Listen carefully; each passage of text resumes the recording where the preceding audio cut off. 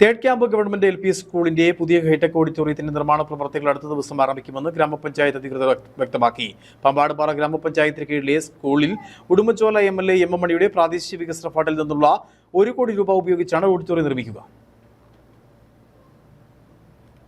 സംസ്ഥാനത്തെ ആദ്യത്തെ turf court നിർമ്മിച്ചതും തേർഡ് ക്യാമ്പ് ഗവൺമെന്റ് LP സ്കൂളിലായിരുന്നു. സ്കൂളിലെ മികവ് കണക്കിലെടുത്ത് കൂടുതൽ പദ്ധതികൾ കഴിഞ്ഞ വർഷങ്ങളിൽ ഗവൺമെന്റ് സ്കൂളിൽ നടപ്പാക്കിയിരുന്നു. ഓരോ വർഷവും സ്കൂളിൽ പഠിക്കുന്ന കുട്ടികളുടെ എണ്ണവും കൂടി വരികയാണ്.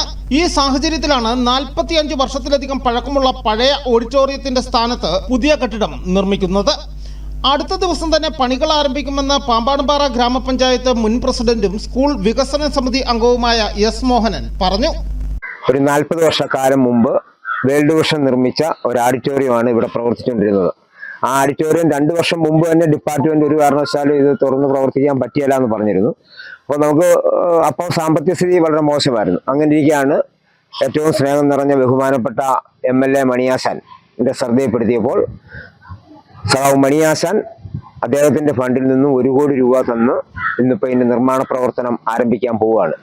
ഇപ്പോൾ ഈ ഭരണസമിതി പോകുന്നതിന് മുമ്പ് തന്നെ ഇതിൻ്റെ നിർമ്മാണ പ്രവർത്തനം പൂർത്തീകരിച്ച് കിട്ടണമെന്നാണ് ഞങ്ങൾ ആഗ്രഹിക്കുന്നത്. എന്തായാലും ആ നിലയിൽ ഇത് PWD വർക്ക് ഏറ്റെടുത്ത് ഇതിൻ്റെ നിർമ്മാണ പ്രവർത്തനം ആരംഭിക്കാനുള്ള തയ്യാറെടുപ്പ് നടത്തുകയാണ്.